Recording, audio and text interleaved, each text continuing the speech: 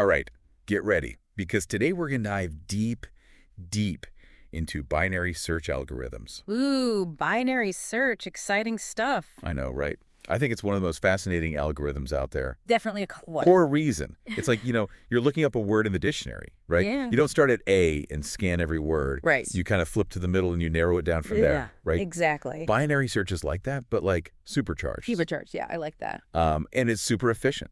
Oh, for sure. Like, think about searching through like a million entries in a list. Normal search, like a linear search, could take you a million steps if you're unlucky. Worst case scenario. Yeah. But binary search, you could find it in like 20 steps. That's the power of it, yeah. Crazy, right? Yeah. So to help us on this journey, we're going to be using a cool Algocademy blog post. Oh, nice. It's called Mastering Binary Search: Strategies for Tackling Algorithm Questions. Great post. It really goes beyond the basics. Yeah, it dives into some really cool strategies. Lots of good stuff in there. Okay, so before we get ahead of ourselves, let's make sure we're all on the same page. Okay. Could you just walk us through, like, the very core concept of binary search with, like, a simple example? Sure, yeah. So imagine we're trying to guess a number between 1 and 100. Right. We wouldn't just guess randomly, right? Right. We'd start by guessing, like, 50. Okay, right in the middle. Right in the middle and see what happens, right? Yeah. Now, if 50 is too high, then we know our number must be somewhere between 1 and 49. Oh, okay. And if it's too low, then it's between 51 and 100. Ah, so we instantly eliminate half the possibility. Exactly. And we just keep doing that. You keep having the range until you zero in on your target number. Oh, so that's why it's so much faster. Yeah, that's the essence of it. But there's got to be a catch, right? Well, there is one crucial thing. It only works if your data is sorted. No. Like, imagine trying to find a word in a dictionary where all the words are jumbled up. Right. It just wouldn't work.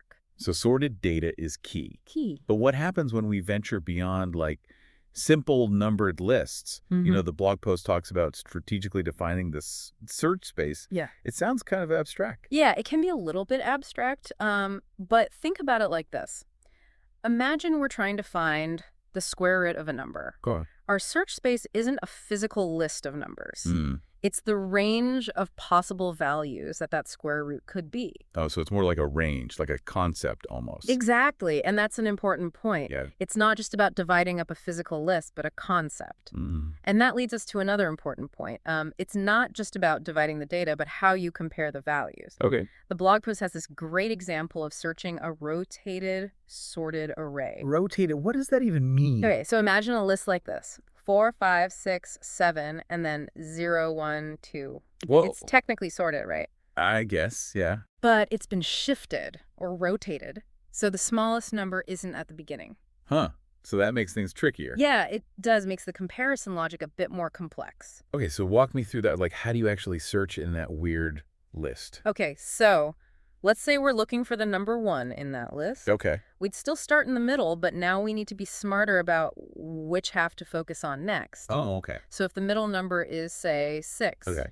we can't just assume that everything to the left is smaller because of that rotation. Right, yeah. We have to compare the middle number, 6, with both the target, which is 1, and the first number in the list, which is 4. Oh, okay. And because 6 is bigger than both 1 and 4, we know that 1 must be in the right half of the array.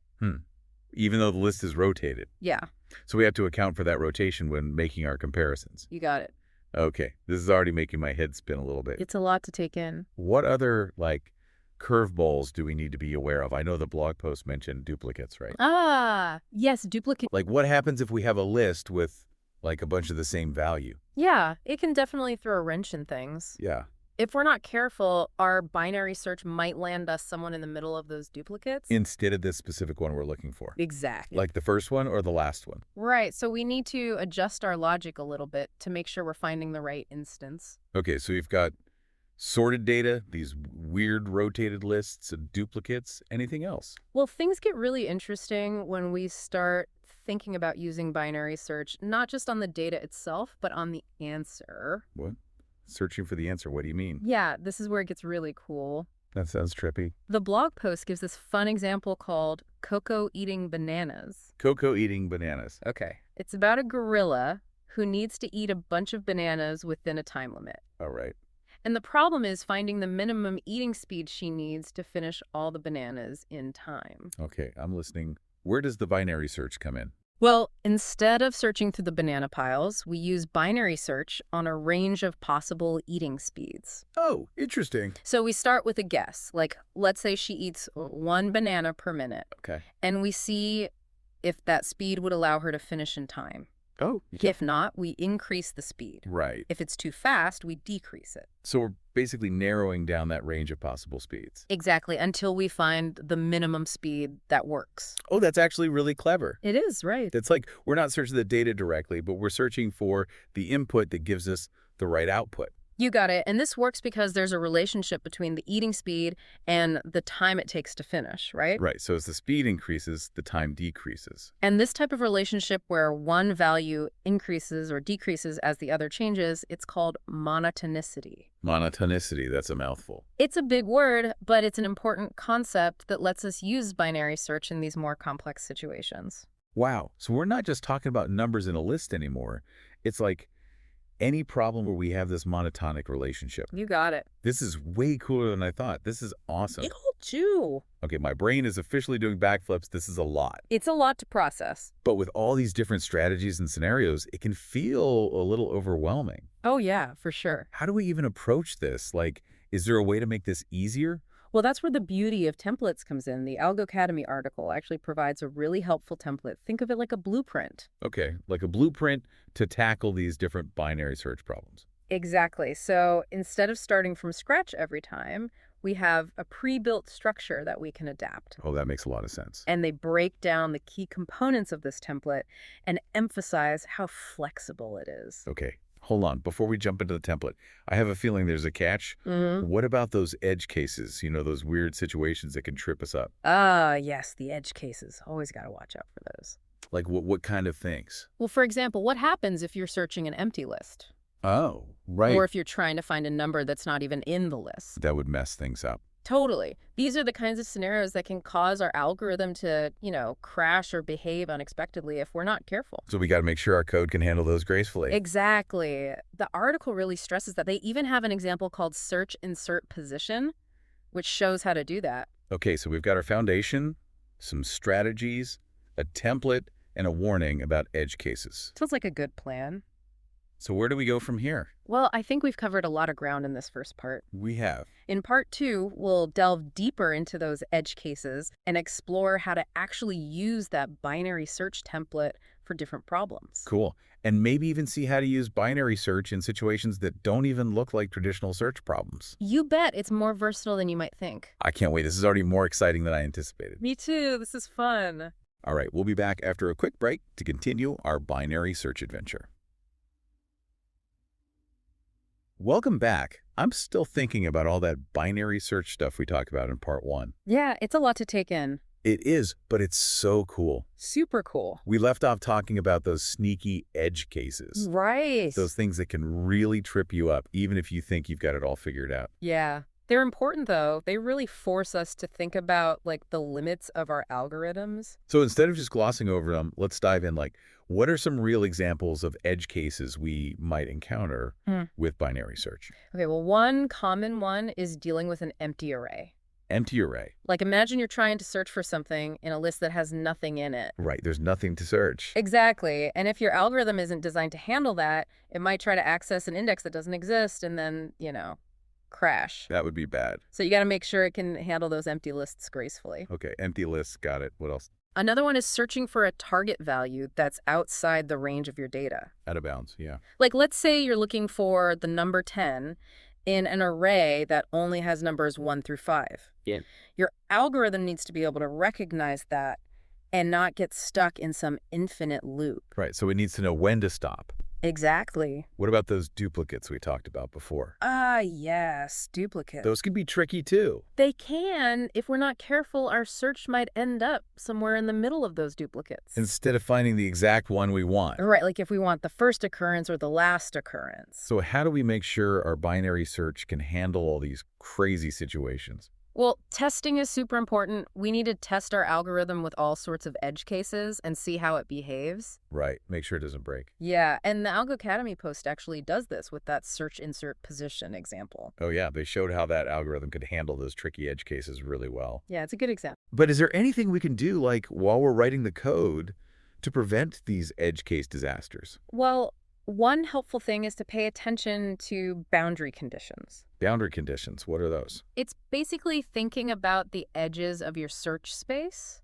Okay. Like what happens when your target value is the very first element or the very last, Okay, at the edges. right? Or what if it's right next to a duplicate value? So we need to think about what happens at those boundaries. Exactly. It helps you anticipate those potential issues. It's like double checking the edges of a puzzle before you start putting it together. I like that analogy, yeah.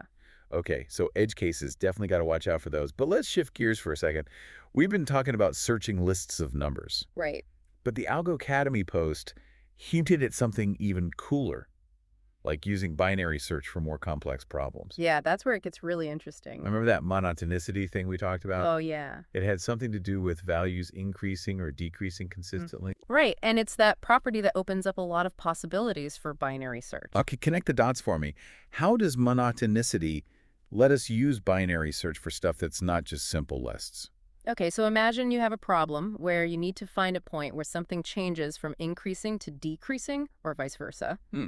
The blog post uses the example of finding the minimum value in a rotated sorted array. Oh, right, those weird rotated lists where the smallest number isn't at the beginning. Exactly. But even though those lists aren't fully increasing or decreasing, Right. there's a point where the pattern shifts. Okay. And that's where the minimum value is. So it's like there's hidden monotonicity in that rotated list. Exactly. And we can use that by applying binary search. We can find that exact point where the pattern shifts. And that gives us the minimum value. Yep. Pretty neat, huh? So we're not just searching through data anymore. We're using binary search to find patterns and transitions within the data. You got it.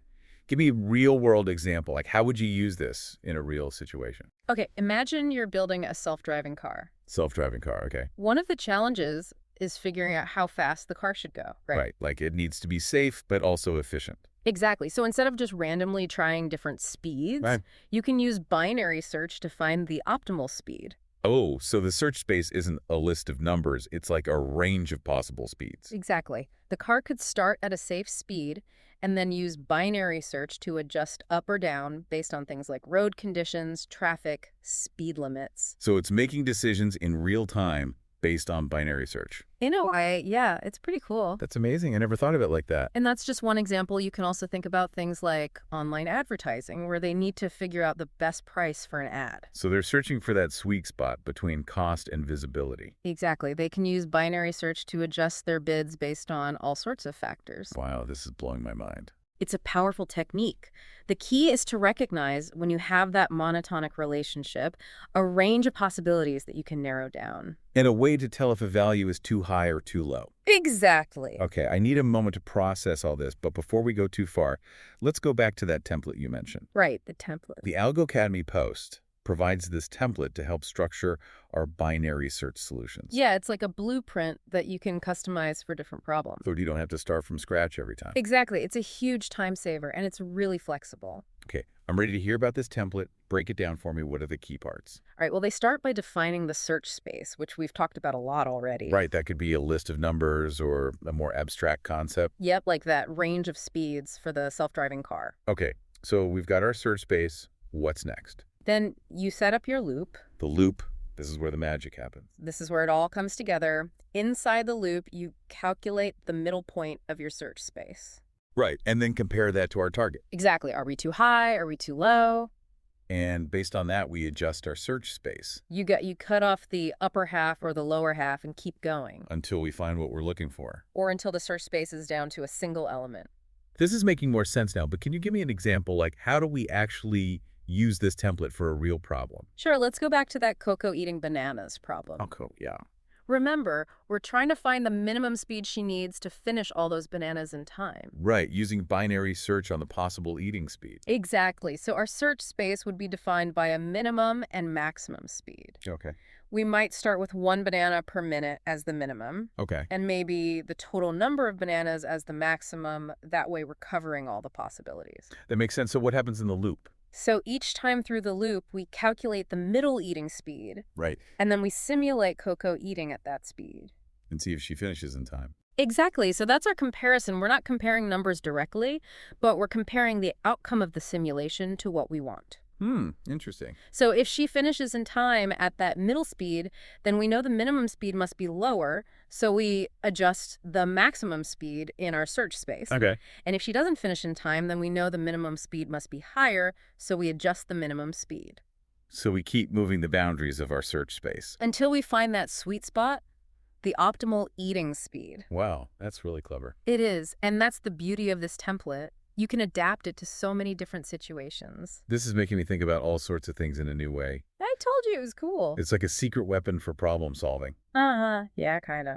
So we've covered the basics, the template, strategies, edge cases. What's the one thing you want our listeners to remember? That binary search is more than just an algorithm, it's a way of thinking.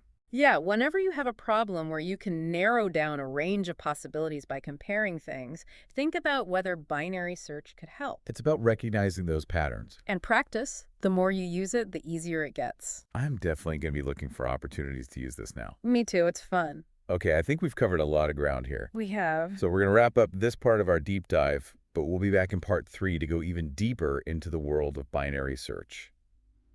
Okay, so let's get back to that template, the blueprint for binary search. Right, so remember, it all starts with defining our search space. Right, and that could be anything, really, a range of numbers, a set of possibilities. Anything where we can narrow things down.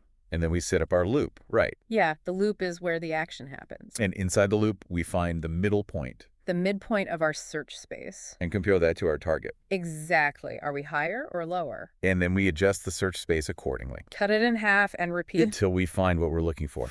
or until we've narrowed it down as much as possible. It's so elegant and efficient. It really is. I'm starting to see how powerful this can be. Yeah, it's a fundamental tool once you understand it. It opens up a lot of doors. Definitely. So, we've talked about all these amazing applications of binary search, like finding the optimal speed for a self-driving car, And figuring out the best price for an ad. and even that Coco eating bananas problem. Right, all sorts of things. What's the key takeaway, the thing you really want our listeners to grasp about binary search? I think the most important thing is to recognize when you can use it.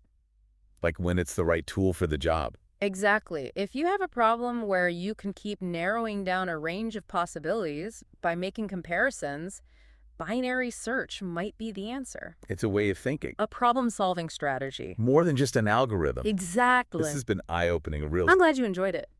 Learning about binary search is like, whoa, I can see so many new possibilities now. It's a powerful tool. And thanks again to that Algo Academy blog post. It was a great guide. Yeah, it's a good one. All right, that's all the time we have for today, but I hope this deep dive has inspired you to explore the world of algorithms even further. There's a whole universe of them out there. And, maybe binary search will become your new secret weapon. It could be. So keep learning, keep experimenting, and keep searching for those elegant solutions. Until next time. See ya.